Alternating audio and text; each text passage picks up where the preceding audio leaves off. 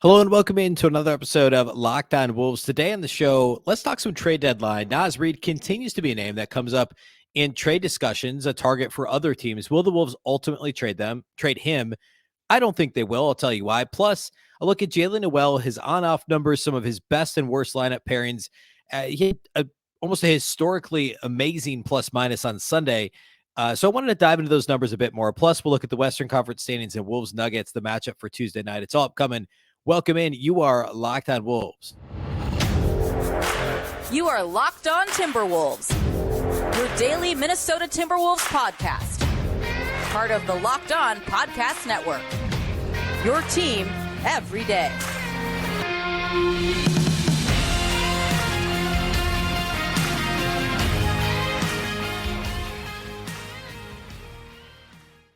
Hello and welcome to the Locked On Wolves podcast, part of the Locked On Podcast Network, your team every day. My name is Ben Beecken. I'm the host of Locked On Wolves. Today's episode is brought to you by Prize Picks. First-time users can receive a 100% instant deposit match up to $100 with promo code Locked On. That's prizepicks.com, promo code Locked On. Happy Tuesday, everybody. Happy Timberwolves game day. The Wolves are in Denver after a 6-game homestand. The Wolves are in Denver on the road to take on the Nuggets Tuesday night. We will preview that matchup here at the end of the game, or at the end of the podcast, today. A lot to get to first, though. The very first thing, however, is a big thank you for making Locked On Wolves your first listen every day. Of course, this show is free and available everywhere, including YouTube, as well as all of your favorite audio platforms. You can also watch on the Locked On Sports Minnesota app on both Roku and Amazon Fire TV. You can follow on Twitter at Locked On T-Wolves and also at Beecken, and that's with 2 B's, 2 E's, CK. All right, this Thursday, 2 days from now, is the NBA trade deadline. Of course, we already saw the massive Kyrie Irving trade over the weekend. Actually didn't get finalized till Monday, but that's done. It's in the books. Will we see a flurry of activity before Tuesday the 8th in the afternoon? I think it's what's the actual deadline? 3 p.m. Central, I believe. The Timberwolves, of course, we've talked about this before the show, don't have a ton of tradable players that they're going to trade. We know the guys they're not going to trade. We know the guys they really can't trade. Without rehashing all that, I've done it a couple times on the show previously. It's basically Naz Reid, Jalen Noel. That's kind of it. I mean, like, unless you think, well, and D'Angelo Russell, of course. But, I'd be surprised at this point if D'Angelo Russell was traded. So those are really kind of the three. There's teams, of course, it keeps coming up that teams are interested in Kyle Anderson. The Wolves are not trading Kyle Anderson. He would be the only other, Taurean Prince would be, I guess, the other one. But, those guys mean too much to the Timberwolves rotation. And, we've seen how much the Wolves will struggle when both those guys have gotten hurt this season. So those guys aren't going anywhere. It's really Naz, Jalen Noel, and D'Lo are the only guys that are potentially could be traded, realistically. Now, D'Lo's been playing better. So we've talked last week. We spent some time talking about how it's less likely he's traded because he's playing so much better than he had been. And also teams like, what are you going to give up for less than a half season of D'Angelo Russell? He's an expiring contract or a free agent this offseason. But the Wolves have to trade him to take back some salary to recoup any of that cap space. If they let him walk, they don't just get the $31 million or whatever it is. So long story short, if the Wolves are going to get any assets for D'Lo and don't plan to extend him, they need to trade him now, right? Because you don't even get the cap space, this summer if you let him walk. I still don't think he's moved. So I want to focus a little on Naz Reid. He's been in the news even more because he continues to play well and teams covet Naz Reid. Of course, he's also a free agent this summer. His contract is modest. It's $2 million and some change, because he signed that partially guaranteed undrafted rookie deal, actually the same deal that Jalen Noel signed. Noel was a second-round pick. Naz Reid was undrafted. They signed identical deals. Gerson Rosas did this. And both players look like bargains right now. Noel's obviously a bit more volatile. We'll talk more about him actually next segment. But Naz is a complete bargain right now. And that's part of the problem here. Because you can't take salary back for him because he doesn't make enough money to get back any pieces that are useful. So you're essentially trading him for likely a vet minimum type guy, maybe like a rookie second year guy with some upside potentially. but then it's also picks. And of course, the Wolves have put themselves in a position where they have to listen. If somebody offers a first rounder and a young player for Naz Reid, that's not going to happen. But say that happens, you have to listen to anything involving picks, because the Wolves are so the cupboard is completely bare in terms of first round picks. Obviously due to the Rudy Gobert trade. So it's on the table that Naz could be traded. I've been saying I don't think the Wolves trade him, mostly because, for the reason I already stated, like, what are you getting back in terms of actual tangible NBA talent? And you look at the likes of Towns and Gobert have both been banged up. Towns, of course, has been out for what? We're over 2 months now, since the last week of November. So why would you trade, like, if you're sitting in the 7th spot in the West, which as of this exact moment the Wolves are, although by the time I'm done recording this podcast, based on current scores of games that are happening right now, they may be 9th in the West. We'll talk more about that later too. Like, the Wolves aren't going to trade their most important depth piece right now for a couple of second round picks. It just doesn't make sense. They'd be better served to hang on to him and try and extend him, which they're trying to do, or let him walk in the offseason and just kind of see what happens the rest of this year, right? So Jake Fisher of Yahoo has a trade article. The headline's actually Lakers still exploring ways to improve with potential Russell Westbrook deal, and he goes through a host of NBA rumors. And then the last point he makes is about reserve big men who could be available, and he lists Jakob Poeltl, of course, with the Spurs. He lists backups like Serge Ibaka, Andre Drummond, Rashawn Holmes, Mo Bamba, who we just saw with the Magic, Jackson Hayes, Nerlens Noel. And then he says the name to keep an eye on most may be Timberwolves center Naz Reid, who has declined varied contract extension offers from Minnesota, sources told Yahoo Sports, and is said to be seeking salary in the ballpark of $10 million next season. Side note, that's perfectly reasonable for Naz Reid. Fisher also says, well, the Wolves have clearly shown interest in retaining Reed. Minnesota already has a mountain of money committed to Karl-Anthony Towns and Rudy Gobert. Plus, the Wolves seem unlikely to be able to afford both Reed and guard Jalen Noel at the price points each player desires. Before the season, I would have told you unequivocally that Jalen Noel would be the player to get an extension over Naz Reid. I was all about trading Naz Reid for a pair of second-round picks in the offseason. I thought it was going to happen. I spent a lot of time talking about it, about how, like, hey, you've got Gobert, you've got Towns, and I like Nate Knight a lot. Like, I thought Knight could be a legit third big, and I think, Noel, we'll talk more about him in a minute, but he did so much last year, was so good when he was on the floor with Karl-Anthony Towns. And Finch talked about this too, that part of why they were okay with trading Malik Beasley and okay with trading Patrick Beverley is because Jalen Noel had earned a bigger role. So I would have told you, certainly Naz Reid's going to be gone, whether it's traded before the season by the deadline and Jalen Noel signs the extension. Now it's exactly flipped. I don't think Noel's going to get traded because I don't think anyone's really going to give anything up for him, and the Wolves would need to get back some guard depth, especially now at this, I guess McLaughlin's back, so it would soften the blow a bit, but I don't think they're just going to ship off Jalen Noel to ship off Jalen Noel.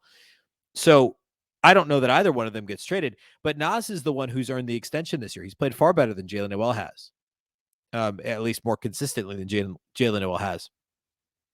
So to Fisher's point, I get why Naz is declining extension offers, because he'd just as soon hit the market and get paid more and maybe get a starting role, on insert team here that's a potential playoff contender that needs a big, right? Now, if the Wolves find a way, and I haven't done like all the calculated out the salary cap math fully here, but like if they could give him somewhere near $10 million a year, that's not bad for a third big. Like that's a pretty reasonable. I mean, remember how much money Gorgui Dieng got paid? And I know at the time he started a full season next to Towns, but and that was a different time. But go through the league, like how many third bigs are still getting paid in the neighborhood of 10 million, and Naz is better than some of those guys. A versatile big who's still improving, who's remade his body and shown that commitment, a big who's that nimble on his feet and that good of a ball handler, that good of a finisher around the rim, the ability to stretch the floor, even if it's inconsistent. Like, there's shortcomings, certainly. And I'll be the first to raise my hand and complain about Naz's rebounding issues. He's been much better this year, but the track record for rebounding isn't great. The defensive consistency is not great. For as nimble as he is offensively with the ball in his hands, that doesn't always show through defensively. But for a third big, for around $10 million a year, that's like Naz is great. So I would try and extend him if it's really in that ballpark. If I'm the Wolves, I don't think they trade him. And I've been on record now for weeks saying I don't think the Wolves make a deal. The only I think if they make a deal, my prediction is it's a Jalen Noel for a second rounder deal to a team that's trying to strike lightning in a bottle, a borderline playoff team that maybe can give Noel more consistent minutes, because the thought is he's a volume scorer. Maybe he gets hot for weeks at a time. And of course he wants that opportunity too, to try and get the bag this offseason when he becomes a free agent. So I think that's, if the Wolves make a trade, it's that trade. I don't think D'Lo's moved. I don't think Naz has moved. I don't think you can take back requisite value for Naz Reid. And I understand the thought process behind, if you let Naz walk for nothing this offseason, look what, you've let him walk for nothing. Get what you can for him now. I understand that mindset, but the Wolves are still a playoff team. They're going to be in the play-in or the playoffs this year. And there's still a pretty high ceiling for this team when Karl-Anthony Towns returns. We've started to see glimpses of that even without him not on the floor. So I don't think the Wolves, and this is partially my reasoning for D'Lo too, I don't think you rock the boat. I know these guys are expiring, but just see how this thing plays out. There's been so much turnover in this organization over the past forever years. Just see how things play out this year. It's not like you can afford to just give up big man depth either, given the way that things have gone injury and foul trouble wise for the Wolves. See how important, Nate Knight and Luka Garza have each had massive games that have helped the Wolves win too. And these guys are supposed to be fourth and fifth bigs on this team. So I would be surprised if Naz was moved. I would be surprised if D'Lo was moved. I'd be moderately surprised if Jalen Noel's moved. I don't think the Wolves make a deal at all in the next 2 days. And perhaps I'm wrong, but we'll see. All right. I want to talk Jalen Noel next. I want to talk a little bit about his, some of the advanced metrics and go layer deep on Noel, his on-off lineup pairings, etc. to this point in the season. So we're going to do that here next. Today's episode of Locked On Wolves is brought to us by our friends at Built Bar. Looking for a delicious treat but don't want all the fat and calories? Then you have to try Built Bar. We just got through the holidays. I know my goal is to eat a little healthier this year. If you're like me, where you want to eat healthier but don't want to compromise taste, then I've got just the thing for you. You have to try Built. With Built, healthy is actually tasty. Seriously, they're so delicious you won't think they're good for you. They're perfect for your New Year's resolution, which hopefully you're still hanging on to a week into February here. What makes Built Bars so good? Well, for starters, they're covered in 100% real chocolate. That's right, real chocolate. And they come in unbelievable flavors like churro, peanut butter brownie, and coconut almond. I'm not sure how Built does it, but these bars taste like a candy bar while maintaining amazing macros. And what's even better is that they're healthy. Only 130 calories and 4 grams of sugar with a whopping 17 grams of protein. And now you don't need to wait around to get a box. For years, we've been talking about here on Locked On Wolves, ordering your Built Bars at Built.com. Now you can get them at your local Walmart or Sam's Club. That's right. Head to your nearest Walmart today, walk to the pharmacy section, and grab yourself a box of Built Bars. You can pick up a 4-bar box of cookies and cream, double chocolate, or coconut puffs. Also, if you're close to Sam's Club, run in and grab a 13-bar box with their hit flavors brownie batter and churro. Just make sure that you thank me later.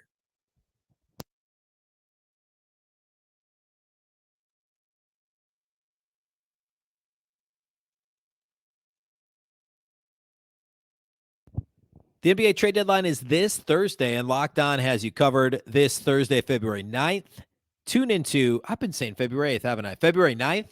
Tune into Locked On NBA on YouTube at 1 p.m. Central, 2 p.m. Eastern to hear reaction from the trades that will change the rest of the NBA season, who becomes contenders and who's tanking for better futures. Subscribe to Locked On NBA on YouTube and don't miss a deal.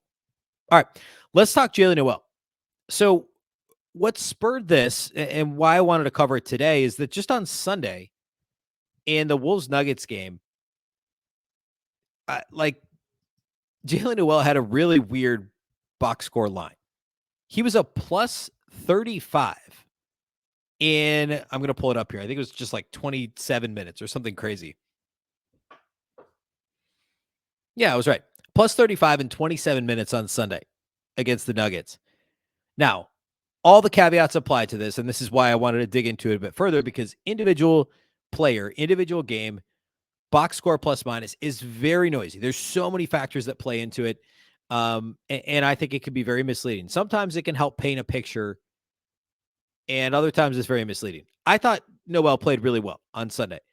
Nobody else on the Wolves was greater than a plus 23. So he was 12 points better than any other Timberwolves player. In a game they won by 30, he had a plus 35 plus minus. He shot 6 of 10, had 4 rebounds, 4 assists, no turnovers, 16 points on 10 shots. The whole thing was good for Jalen Noel. So I wanted to dig a layer deeper. And Marnie Gellner had mentioned on the postcast after the game that Chris Finch has been asked before about some of Noel's advanced metrics and some of the plus minus numbers around Noel and why they look the way that they do. And he basically said, yeah, I can't figure it out. Like, we've looked into the numbers. We can't really figure out why some of these things are, look so positive for Noel. So I dug into the publicly available numbers. I'm sure not exactly the same things that the Timberwolves front office is looking at, coaching staff is looking at, but it's really a mixed bag.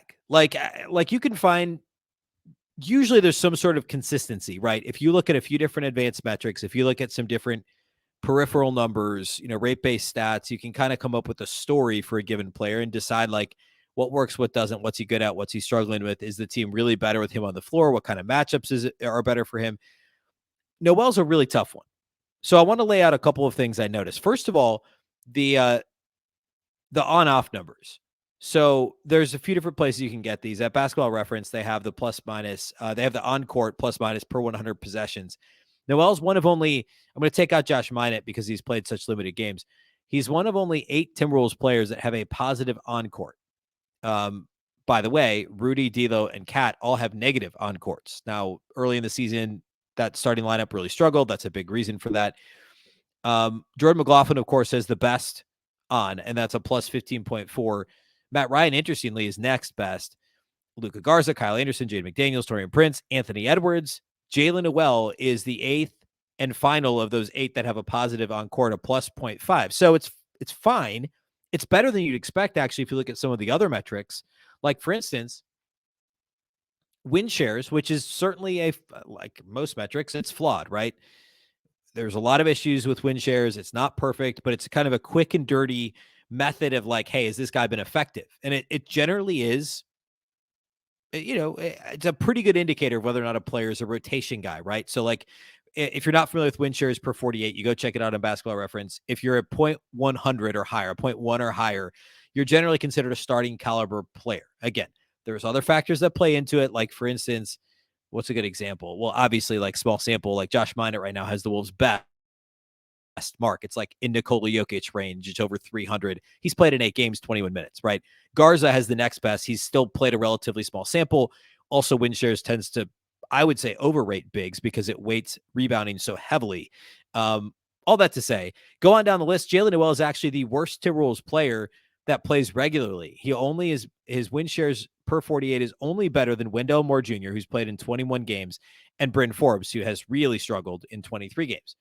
Noel's a 0.048, which would be basically a deep bench player if you take the general win share scale, right? So not a rotation guy.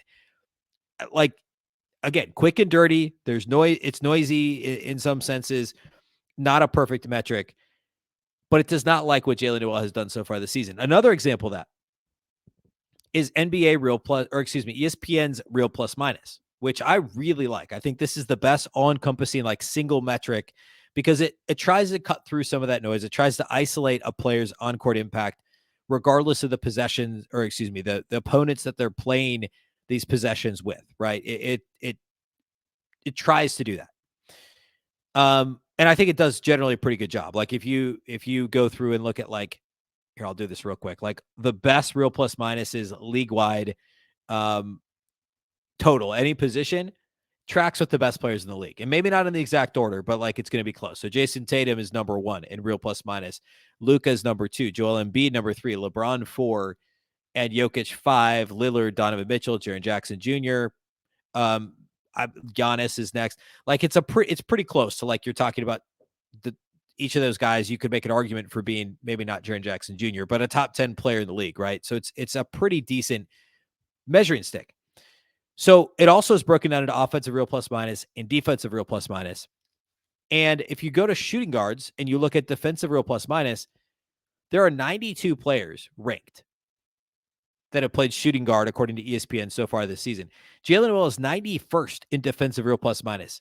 The only player worse than him is Malik Monk of the Sacramento Kings in defensive real plus minus. He is a minus 5.29. Basically what that means is, not basically, this is what it means. That's his estimated on-court impact on the team's defensive performance in points allowed per 100 defensive possessions. So Noel himself, if he played 100 defensive possessions, would cause the Wolves to give up almost 5 1/3, more than 5 1/4 points per those 100 possessions. That's really, really bad. Again, not perfect. None of these things are meant to be taken by themselves. They all need context, right? And now he's been good offensively, right? So the overall real plus minus, he's actually pretty middle of the pack in terms of, well, I guess he's a little closer to the bottom. He's 70th out of, 92 shooting guards in the NBA in overall real plus minus. He's in the territory of Shake Milton with the Sixers, Seth Curry with Brooklyn, Benedict Mathurin, the exciting rookie with the Pacers. I like him a lot. That's the neighborhood that he's in terms of his on-court impact, according to Real Plus Minus. In terms of two-man pairings, this is where the picture starts to get a little prettier. His number one two-man pairing in terms of minutes played is Anthony Edwards, a plus 6.8 in 589 minutes played this season. So Ant and Jalen Noel have played nearly 600 minutes together this season, which I should also say, like if we're just talking about the Wolves as a team, I'm going to pull up the full list here. That is, let's see, that's like in the top 10 two-man lineups total in terms of minutes played this season for the Wolves. Here it is. It is, it's 12th. 12th in minutes played in terms of pairings. Noel and Anthony Edwards, a plus 6.8 in 589 minutes. His other positive pairings, Jaden McDaniels, a plus 6.9. Kyle Anderson, a plus 5. Taurean Prince, a plus 2.7. And in only 160 minutes, Karl-Anthony Towns, a plus 9.3, which would be his second best next to Jordan McLaughlin, who's a 15.9 in limited minutes. The J-Mac thing's not a surprise because J-Mac has just great on-off and plus-minus numbers. So what does this say? Well, Noel plays best with generally bench players. I mean, Taurean Prince, Kyle Anderson, who I know he's been starting, and then also the Wolves' best players. His D'Lo number and his Rudy Gobert number are both negative. So, like I said at the top of the segment, it's tough to parse this, right? I think, and going back to last year, so I've talked about this extensively on the show. I did almost a whole show on Jalen Noel in the fall. I think I did do a whole show on him. And I talked about last season, the Wolves' best two-man pairing was Karl-Anthony Towns and Jalen Noel, among guys who actually played a significant number of minutes together. They played 398 minutes together. They were the Timberwolves' best two-man pairing, Jalen Noel and Karl-Anthony Towns. They were a plus 12.4 in 398 minutes. And the Wolves' second best two-man pairing was Jalen Noel and Malik Beasley. Noel was really good offensively. Catch and shoot numbers were great. He was looking for his shot a bunch. He initiated some offense last year. He did all those things well. And I thought the Cat and Jalen Noel pick and roll was very good. We saw that early this season. Noel played very well at the start of the season. Around the time Cat got hurt is kind of when we saw Noel's season tank. I think the Noel-Cat pairing is something to keep an eye on, assuming Noel's not traded and assuming Cat comes back in the next few weeks. I think that could be a really important pairing to keep an eye on down the stretch this season because Chris Finch can stagger his rotation so that Cat is playing with Jalen Noel more frequently. And I think that would be really, really smart. Again, Cat and Noel a plus 9.3. Noel and Rudy a negative 3.3. That's a 12-point swing. Now, he's played a lot more minutes with Rudy Gobert, including all the minutes he struggled, but which comes first, right? The chicken or the egg? Is that number really bad because the pairing with Rudy's been really bad over the course of these minutes, or, is there other stuff going on there? So the Noel thing is really, really strange. I think he struggled mightily of late. other than obviously the really strong plus minus, the really strong game overall on Sunday.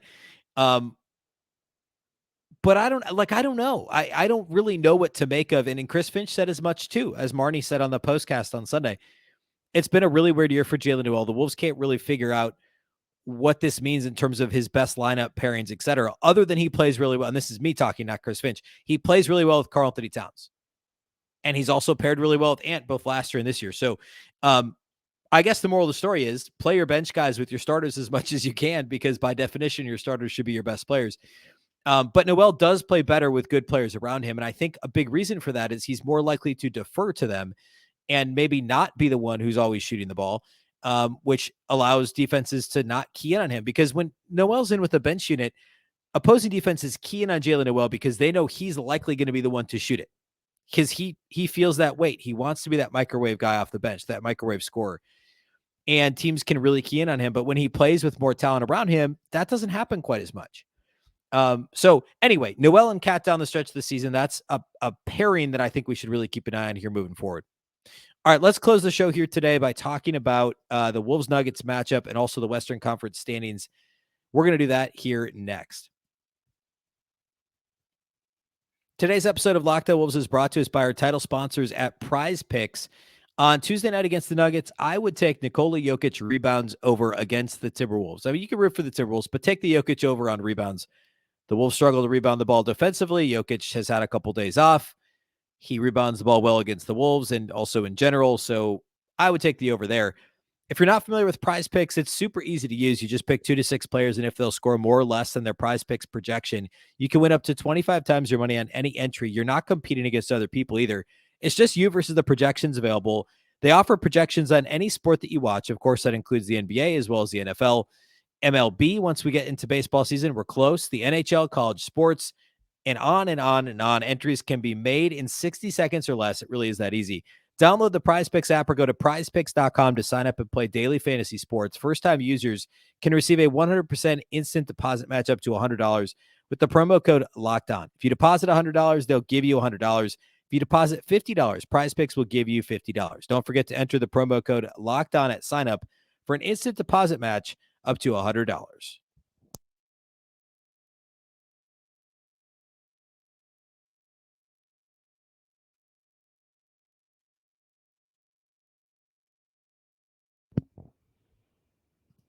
All right, Wolves Nuggets round 4 of 4 on Tuesday night in Denver.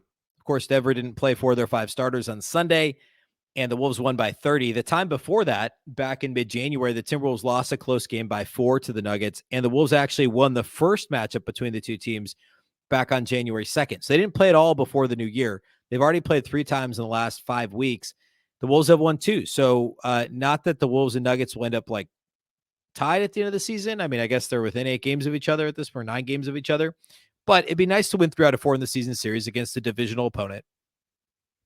And there's, something of a admittedly one-sided in the sense that Denver has had all the overall regular season of playoff success, but a little bit of a rivalry between Cat and Jokic. Of course, now Connolly and the Nuggets, Ryan Saunders and David Adelman, both on the bench in Denver. The Wolves have Austin Rivers. They have Bryn Forbes, former Nuggets on the team. So there's a lot, these organizations, there's a lot of similarities. And I'd actually talked about this a couple years ago, written a piece back when I wrote and edited for Dunking with Wolves about how the Nuggets built their team. This is well before Connolly came to Minnesota, through second-round draft picks and through trades, and very rarely were the Nuggets signing these, free agent names.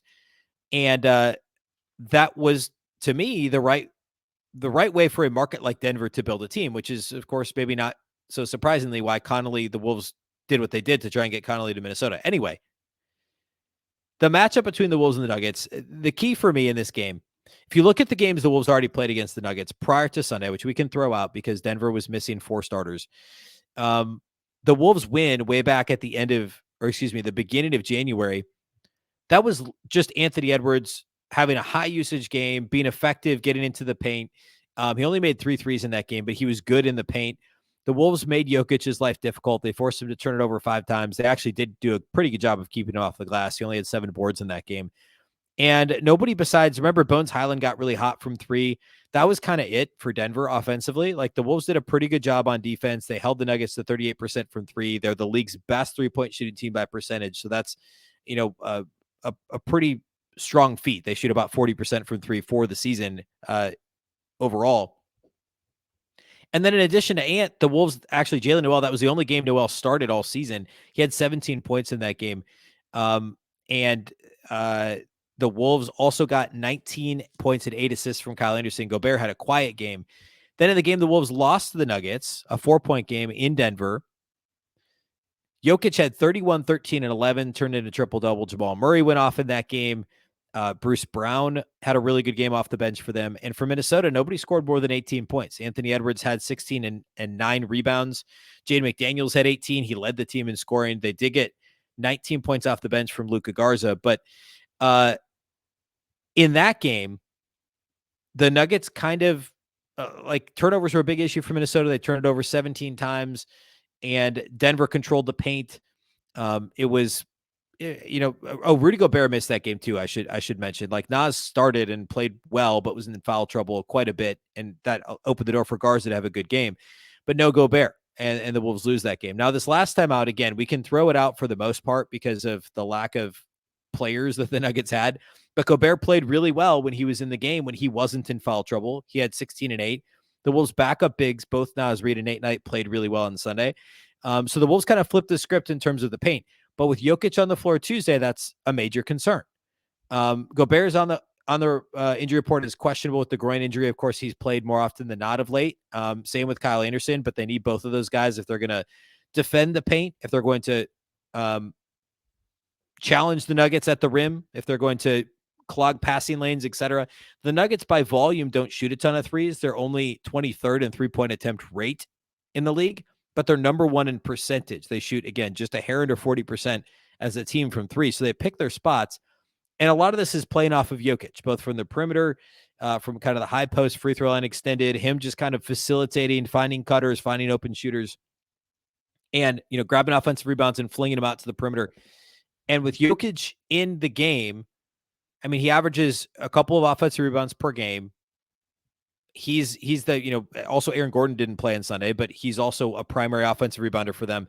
And the Nuggets get a ton of baskets off of those rebounds and kickouts for open threes.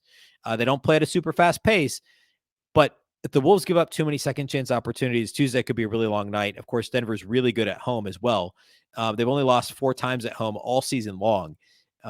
So a challenge for Minnesota. Again, 3 guys listed as questionable: Gobert, Kyle Anderson, and who's the third questionable player? Gobert, Kyle Anderson. I think Jordan McLaughlin's also listed as questionable, even though, of course, he played last time out. But a winnable game for Minnesota still, because they played Denver so well this year. It's just all about, can Gobert give Jokic a tough time? Can the Wolves do enough on the defensive glass to keep the Nuggets, who are 12th in offensive rebound rate and a great 3-point shooting team, keep them off the glass? And can the Wolves speed the Nuggets up to play at their pace? Minnesota's been a little bit better lately in terms of playing in transition. The turnover issues have been pretty up and down, admittedly, but have still generally improved over where they were earlier this season. And of course, that's going to be big against a disciplined team like Denver as well. We'll, of course, go live for the postcast following Wolves Nuggets on Tuesday. Myself and Marnie Gelner from Bally Sports North, about 45 minutes after the game. It's an 8 p.m. Central tip. So we'll call it about 11:15 or so that we'll go live on the Locked On Sports Minnesota YouTube channel. Make sure to subscribe to that to be notified when we go live. And then I'll also post the audio from that conversation on the Locked On Wolves audio feeds after the fact. Of course, you can listen on any of your favorite platforms. You can watch on YouTube as well. You can also watch this show on the Locked On Sports Minnesota app on both Roku and Amazon Fire TV. You can also follow on Twitter at Locked On T-Wolves and also at Beecken with 2 B's, 2 E's, CKEN. Of course, the Locked On Wolves podcast is part of the Locked On Podcast Network. Remember, the Locked On Network is your local experts on all the biggest stories. Now, make your second listen the Game to Game NBA podcast. Every moment, every top performance, every result, Locked On Game to Game covers every game from across the NBA with local analysis that only Locked On can deliver. Follow Game to Game on Locked On NBA, available on the Odyssey app, YouTube, and wherever you get your podcasts. Once again, I'm Ben Beecken. This is the Locked On Wolves podcast, and we'll catch you next time.